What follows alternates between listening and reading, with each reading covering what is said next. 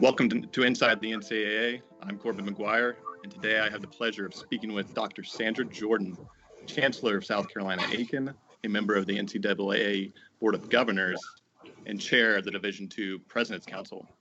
Chancellor Jordan, thanks for joining us. Hi, Corbin. It's nice to be with you. It's been a momentous week. As you're well aware, and we're a part of, the Division II President's Council made the extremely difficult decision to cancel fall 2020 championships recently. Yes. There was obviously a lot going on that day with the Board of Governors directives, and that obviously played a role in the decision. But can you kind of just take us through that decision, the discussion that led to it, and kind of how the President's Council came to that conclusion? Well, thank you for that question. I first would say that the President's Council is made up of individuals from across the United States. They are presidents and chancellors of colleges and universities, and they do this work, of course, voluntarily for NCAA because they care deeply about college sports and our student athletes. Division II in general places the well-being of student athletes first and foremost in every discussion and in every decision that we make. We always begin with the student first. And that was no different yesterday when we were having the conversations about what to do with championships in the fall. So the Board of Governors had issued directives related to how we safeguard student athletes and their well-being, their health and well-being throughout this coming year. And we looked at those directives and talked about those. We already know that 11 of our 23 Division II conferences had announced that they would be unable to go forward with the traditional fall season for student athletics. And of course, one of the reasons for that has to do with whether or not in their location and their state, they have access to appropriate testing, whether their state has any kind of rules and regulations about crowds gathering in order to host events in front of a crowd.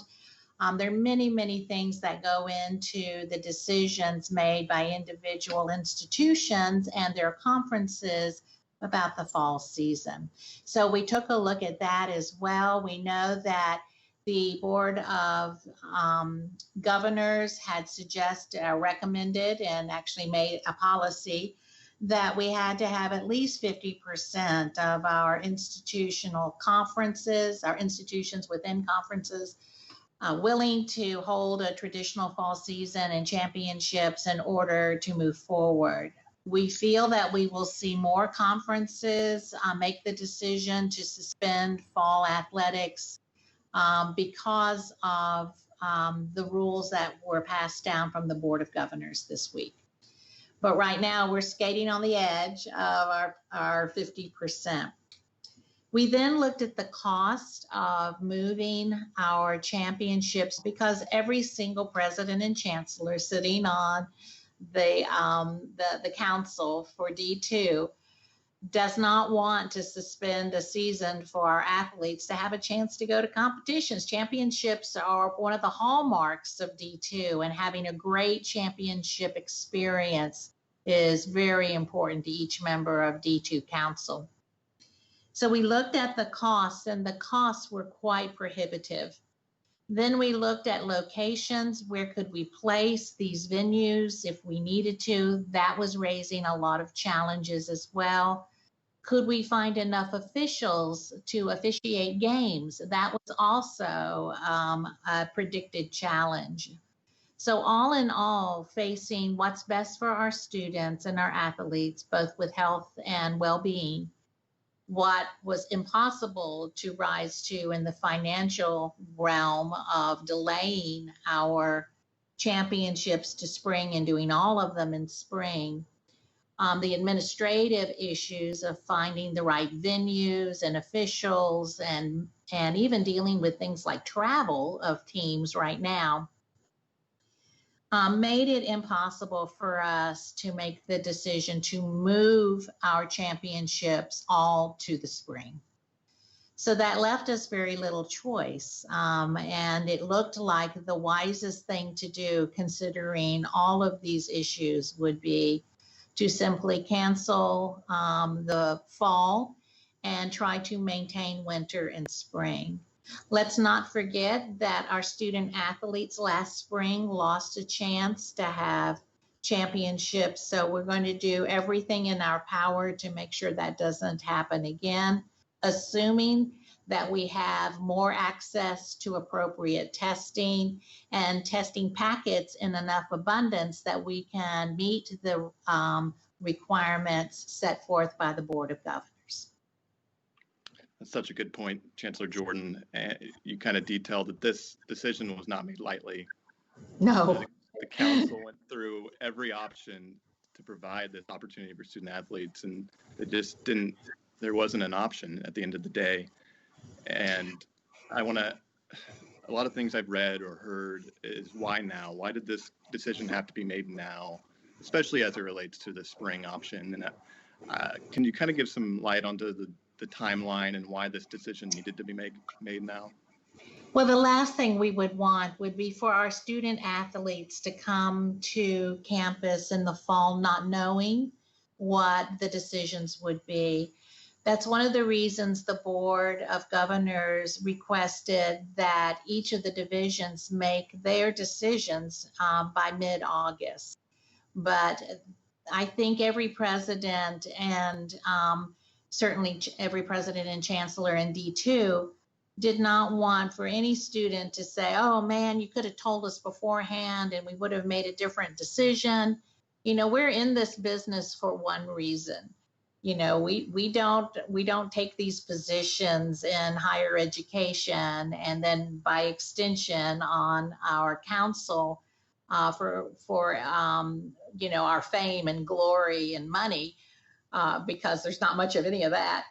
We take these because we care deeply about student success, student opportunity, our students having rich futures so that they can compose a life that is well-rounded and healthy and provides opportunity for both them and in many cases for their families. So we made that decision of making the decision now instead of waiting.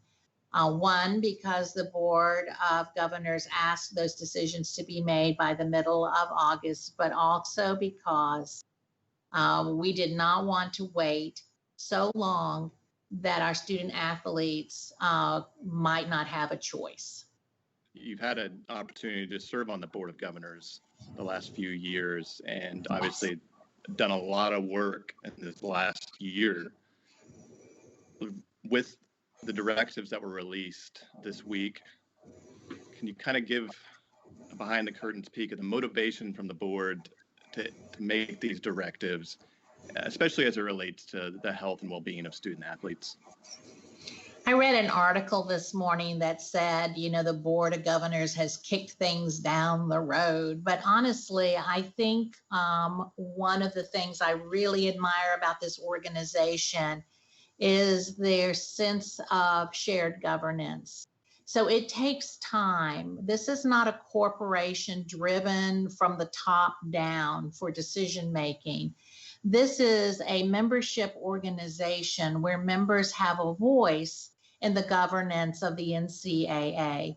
And that takes time to bring groups together, to hear the issues, to weigh in on them, and to share those with other groups who then make decisions along the way.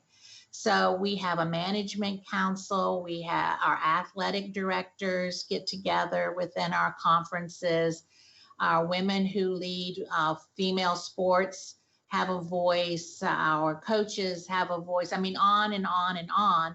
We have this elaborate structure. It's sometimes hard to understand the structure because it is so elaborate, but it's elaborate by design so that the members who make up the NCAA have appropriate dialogue and decision making.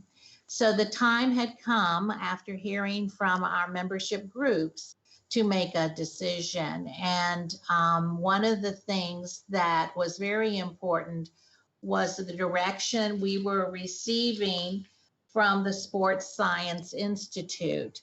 And that Sports Science Institute provided a remarkable document, very detailed document about how we keep our students healthy during, frankly, this very unusual moment in time, an international pandemic. And it's not like I've been in this field 35 years, by the way. It's not like I've gone through an international pandemic before. So this is kind of new stuff, and we need to rely on the experts in the field.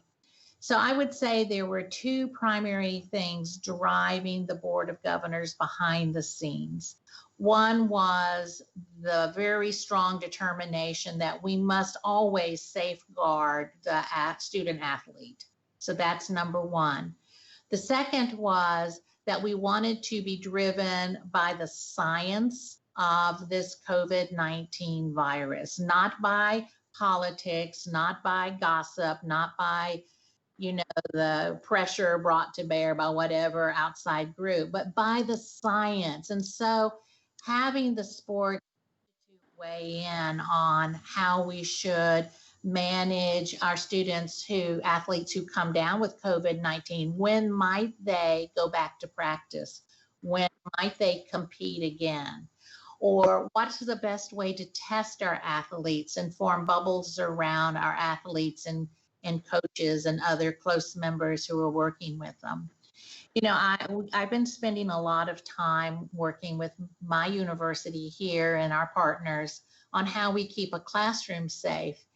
And I'm telling you, it's not nearly as difficult as keeping athletes safe. So really being driven by the desire to safeguard our student athletes and being driven by the science and the reports we're receiving by experts in the field, that was really very much in the thoughts and on the tongues of the members of the Board of Governors as we discuss these issues.